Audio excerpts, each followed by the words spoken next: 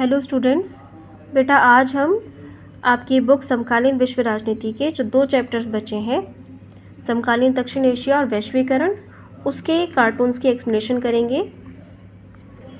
बेटा ये इस चैप्टर का पहला कार्टून है जिसमें मुशर्रफ को दिखाया गया है और ऊपर लिखा हुआ है जोड़ घटाव में मैं हमेशा अच्छा रहा हूँ। यहाँ बोर्ड पर कुछ समीकरणों को दिखाया गया है और यहाँ मुशर्रफ को के दो रूपों को दिखाया गया, जिसमें एक में वो वहाँ के राष्ट्रपति हैं और एक रूप में आर्मी जनरल। तो ये कार्टून पाकिस्तान में मुशर्रफ की दोहरी भूमिका को दर्शाता है। ये कार्टून पाकिस्तानी शासक परवेज़ मुशर्रफ की पाकिस्तान में दोहरी भूमिका को दर्शाता है। पहली भूमिका पाकिस्तान के राष्ट्रपति के रूप में और दूसरी भूमिका पाकिस्तान के आर्मी जनरल के रूप में।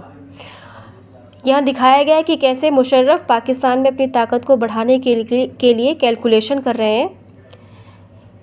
इसमें पहला जो समीकरण है वो बताता है कि मुशर्रफ ये मान रहे हैं यदि मैं राष्ट्रपति रहा और आर्मी जनरल नहीं तो मेरा स्कोर 0 है, यानी मुझे कोई शक्ति प्राप्त नहीं होगी, मेरा पद शक्तिशाली नहीं होगा। लेकिन यदि मैं आर्मी जनरल रहा और राष्ट्रपति नहीं तो मेरा स्कोर 1 हो सकता है, यानी फिर भी एक शक्तिशाली पद मेरे पास होगा पाकिस्तान के भीतर। लेकिन यदि मैं आर्मी जनरल भी रहा और राष्ट्रपति भी रहा तो मेरा स्कोर 2 हो जाएगा, यानी मेरी जो शक्ति है वो दुगनी हो जाएगी, मेरे पास दोगुनी शक्ति होगी पाकिस्तान के अंदर, यानी ज़्यादा फ़ायदा दोनों पदों पर बने रहने में है। और इसी सोच को रखते हुए 1999 में सैन्य जनरल परवेज़ मुशर्रफ ने लोकतांत्रिक सरकार को में दखल देकर उसे हटाकर वहाँ स्वयं उसके राष्ट्राध्यक्ष बन गए और 2001 में उन्होंने अपना निर्वाचन राष्ट्रपति के रूप में भी करा लिया। ये इस चैप्टर का दूसरा कार्टून है जो कि श्रीलंका की राजनीति को और वहाँ पे छिड़े द्विपक्षीय संघर्ष और द्विपक्षीय गृह युद्ध को दर्शाता है। इसमें बीच में वहाँ के प्रधानमंत्री महिंद्रा राजपक्षे को दिखाया गया है, जिनके सामने ये दुविधा है कि वो कैसे इस संघर्ष को कैसे सुलझाएं और अपने देश के इन दोनों वर्गों सिंहलियों और तमिलों के बीच में बैलेंस कैसे करें। इस कार्टून में जो शेर दिखाया गया है वो श्रीलंका के सिंहली कट्टरपंथियों का प्रतीक है और जो बाघ दिखाया गया है वो तमिल उग्रवादियों का प्रतीक है। तमिल लोगों ने 1983 में LTTE liberation Tamil of tigers इलम की स्थापना भी की थी। वास्तव में श्रीलंका में ये गृह युद्ध बहुत समय से छिड़ा आ रहा है। श्रीलंका की राजनीति पर सिंहलियों का दबदबा हमेशा से है और जो वहाँ के तमिल हैं वो विशेषकर भारत से गई हुई आबादी ही है और श्रीलंकाई सिंहली तमिलों को अक्सर दबाते हैं, ठीक है, और उनकी उपेक्षा करते हैं। तो इसी के खिलाफ तमिलों ने संघर्ष किया और राष्ट्रवाद की उनकी आवाज़ बुलंद हुई 1983 में, जबकि इन्होंने लिबरेशन टाइगर्स ऑफ तमिल इलम की स्थापना की और तभी से लेकर अब तक ये सशस्त्र संघर्ष करता आ रहा था। इसने श्रीलंका के उत्तर पूर्वी हिस्से को एक अलग देश बनाने की मांग की है।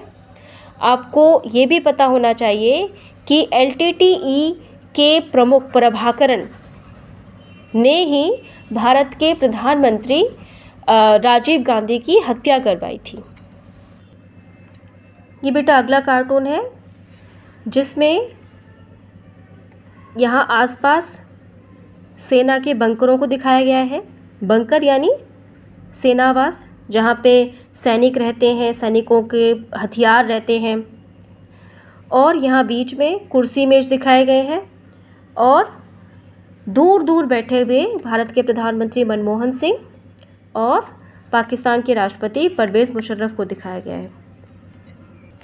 ये कार्टून भारत पाक वार्ताओं पर कार्टूनिस्ट का एक नज़रिया पेश करता है। बंकरों की भूल भुलैया से कुर्सियों की भूल भुलैया तक किस प्रकार दोनों देशों का रिश्ता गया है, ये कार्टून ये दिखाता है। इस कार्टून में दोनों देशों के बनते बिगड़ते रिश्तों को दिखाया गया है। यहाँ पर जो बंकर हैं यानी सेनावास, वो युद्ध और संघर्ष का प्रतीक है जो कि दोनों देशों के बीच में रहे। ठीक है। और जो कुर्सियाँ और मेज हैं जिन पर दोनों देशों के प्रतिनिधि बैठे हुए हैं, ये उनके बीच बातचीत के लिए साथ बैठना, विवाद सुलझाने का रास्ता निकालना या शांति वार्ताओं का प्रतीक है। लेकिन कार्टून में कुर्सियों को अव्यवस्थित तरीके से दिखाया गया है, इधर उधर रखा हुआ दिखाया गया है, जो कि ये दिखाता है कि दोनों देशों के बीच में अभी सहमति नहीं बन पा रही है और इसलिए भी दोनों देशों के प्रतिनिधियों को दूर दूर बैठा हुआ दिखाया गया। यानी दोनों देशों को पास लाने के लिए, इनके रिश्तों को सुधारने के लिए अभी बहुत काम करना है। ये बेटा वो मुद्दे हैं जिनको लेकर भारत और पाकिस्तान के बीच में असहमति है, विवाद है, संघर्ष है। कश्मीर का मुद्दा, आतंकवाद का मुद्दा, जिस पर कि भारत कहता है, पाकिस्तान पर आरोप लगाता है कि पाकिस्तान द्वारा समर्थित आतंकवादी घटनाओं को पाकिस्तान द्वारा भारत में आतंकवादी घटनाओं का समर्थन किया जाता है। उसको सीमा विवाद है दोनों देशों के बीच में, इसको लेकर युद्ध भी हुआ 1965 में कच्छ के रण को लेकर। फिर 1971 में भी बांग्लादेश की स्वतंत्रता के लिए युद्ध हो चुका है। 1999 में कारगिल की लड़ाई हो चुकी है। लेकिन दोनों देशों ने अपने संबंधों को सुधारने के लिए बहुत प्रयास भी किए हैं, जैसे कि आतंकवाद के लिए साझी रणनीति बनाने की कोशिश की है। 1965 के युद्ध के बाद दोनों देशों ने 1966 में ताशकंद में समझौता भी किया। फिर 1972 में 1971 के युद्ध के बाद भी समझौता किया गया, शिमला समझौता। 1999 में भी लाहौर समझौता किया और इन सभी समझौतों के दौरान दोनों देशों ने अपने संबंधों को सुधारने के प्रयासों को आगे बढ़ाने का वादा किया। इसके अलावा 1960 में दोनों देशों के बीच में सिंधु नदी के बंटवारे को लेकर भी समझौता हो चुका है, जो अभी तक प्रभावी है। ये बेटा नेक्स्ट कार्टून है। ये कार्टून जब आपको अगर एग्ज़ाम में आएगा तो यहाँ पर लिखा होगा सार्क समिट। ये सार्क का सम्मेलन है, सार्क के सम्मेलन को दिखाया गया है, उसकी विफलता को दिखाया गया है इस कार्टून में। यहाँ सम्मेलन के लिए लोग आए हुए और बैठे, लेकिन बिना किसी परिणाम के वो चल दिए, क्योंकि यहाँ पे देखो दो कुर्सियों को बहुत आमने सामने दिखाया गया है। ये भारत और पाकिस्तान को प्रदर्शित करती हैं ये कुर्सियाँ। यहाँ भारत पाकिस्तान की कुर्सियों को आमने सामने दिखाने का उद्देश्य ये है, ये बताना है कि जब भी सार्क के सम्मेलन होते हैं या इस तरह के क्षेत्रीय सम्मेलन होते हैं क्षेत्रीय विकास के लिए, जहाँ पर कि दूसरे विकास के मुद्दों पर ध्यान केंद्रित होना चाहिए, वहाँ पर ये दोनों देश अपने द्विपक्षीय मुद्दों को लेकर लड़ पड़ते हैं और उनके संघर्ष के कारण, उनके आपसी वाद विवाद के कारण जिन मुद्दों के लिए, जिन चीज़ों के लिए ये सम्मेलन हुआ था, उन मुद्दों से ध्यान भटक जाता है।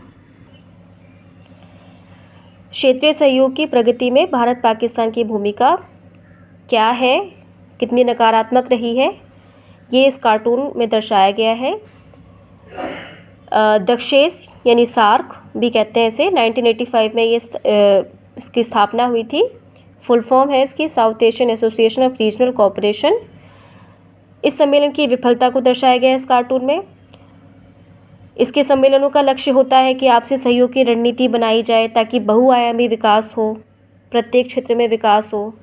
लेकिन आपसी विभेद के कारण, आपसी विभेदों को ज़्यादा महत्व देने के कारण ये संगठन उतना सफल नहीं हो पा रहा है। कार्टून में भारत पाक की कुर्सियों को आमने सामने दिखाया गया है, क्योंकि ये दोनों अक्सर द्विपक्षीय मुद्दों को लेकर आपस में संघर्ष में लग जाते हैं और कोई सकारात्मक परिणाम नहीं निकलता उसका। हालांकि दोनों देशों ने और ये सार्क ने 2004 में साफ्टा यानी दक्षिण एशियाई मुक्त व्यापार समझौता पर हस्ताक्षर भी हुए इस संगठन के भीतर, इन सभी देशों ने किए और 1 जनवरी 2006 से ये लागू भी है। इस समझौते का लक्ष्य ये है कि इन देशों के बीच आपसी व्यापार में सीमा शुल्क को कम कर दिया जाए। और भारत का ये मानना है कि यदि व्यापार को आगे बढ़ाया जाए, यदि व्यापार पर ध्यान दिया जाए, तो इससे राजनीतिक और आर्थिक सांस्कृतिक संबंधों को भी मजबूत किया जा सकता है। अब इस बुक के लास्ट चैप्टर वैश्वीकरण के 2 इम्पॉर्टेंट कार्टून्स हैं, उन्हें भी कर लेते हैं। ये इस चैप्टर का पहला कार्टून है बेटा, जिसमें वैश्वीकरण के कारण कल और आज में आए हुए अंतर को दिखाया गया है। यहाँ देख सकते हैं कल यानी पहले क्या था, अपना खाना जल्दी ख़त्म करो, चीन और भारत के भूखे लोग तुम्हारा खाना खा जाएंगे। ठीक है, यानी पहले चीन और भारत के पास संसाधनों की कमी थी, यहाँ ये दिखाया गया है। और लेकिन आज क्या है, आज की परिस्थितियाँ क्या है, ये मदर अपने बेटे को बोल रही है अपना होमवर्क जल्दी पूरा करो, चीन और भारत के लोग तुम्हारी नौकरी खा जाएंगे। तो भारत और चीन में आए बदलावों को, यह भारत और चीन जैसे देशों में आए वैश्वीकरण के कारण आए बदलावों को इस कार्टून में दिखाने की कोशिश की गई है। इस कार्टून में दिखाया गया है कि वैश्वीकरण के कारण कौन से बदलाव आए हैं और उस पर पश्चिमी देशों की क्या चिंताएं हैं।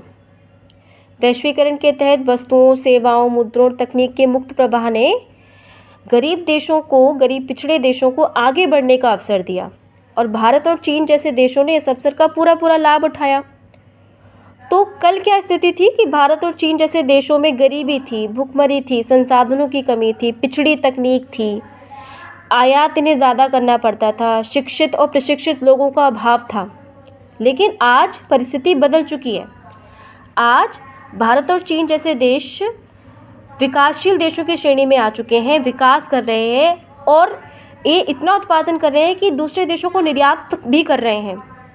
ठीक है, तकनीक इनकी उन्नत हो चुकी है और इनके उच्च स्तरीय शिक्षा प्राप्त, प्रशिक्षण प्राप्त लोग दूसरे देशों में जाकर अपनी सेवाएं दे रहे हैं, नौकरी कर रहे हैं।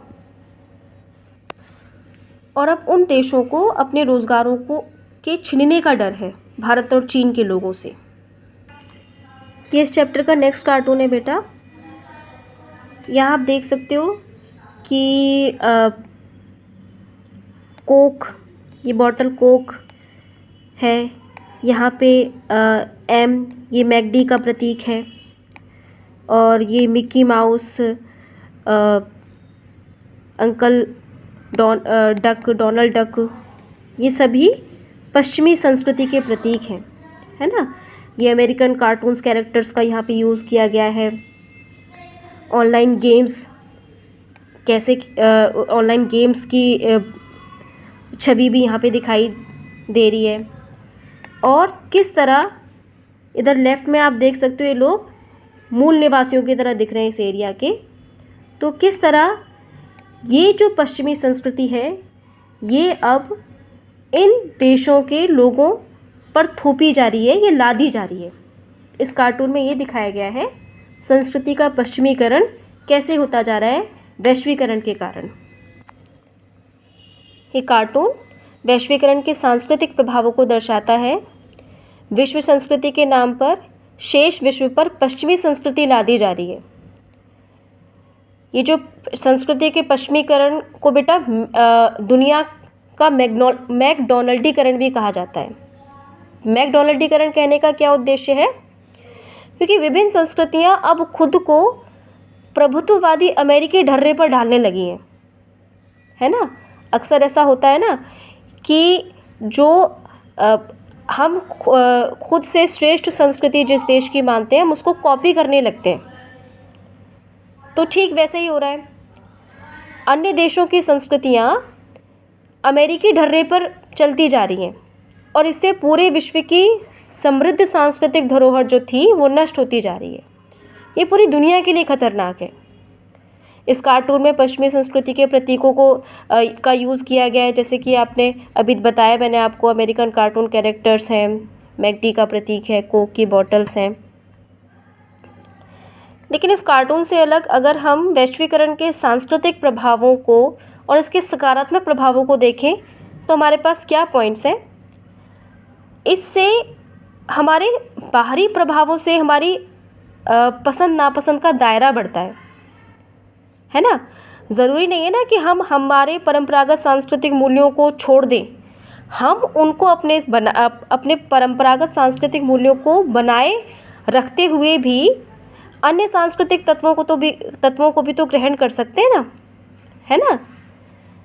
हम लोगों ने अपनी संस्कृति में, अपने खान पान में बर्गर को, चाउमीन को ग्रहण किया है, लेकिन हमने अपने परंपरागत भोजन को तो नहीं छोड़ा, है ना। हम डोसा तो नहीं छोड़ते, या हम गोलगप्पे खाना तो नहीं छोड़ते, है ना। तो ज़रूरी नहीं है कि संस्कृति पर वैश्वीकरण के नकारात्मक प्रभाव ही पड़े, है ना। आप देख सकते हो नीली जीन्स के ऊपर खादी कुर्तों को देख सकते हो, लोग पहनते हैं, जो कि हथकरघे का बुना होता है। तो ये जो नीली जीन्स है, ये पश्चिमी संस्कृति का अगर प्रतीक माना जाए तो खादी कुर्ता भारतीय संस्कृति का प्रतीक है ना। तो ऐसा नहीं है कि केवल पूर्वी देश ही पश्चिमी देशों से प्रभावित होते हैं।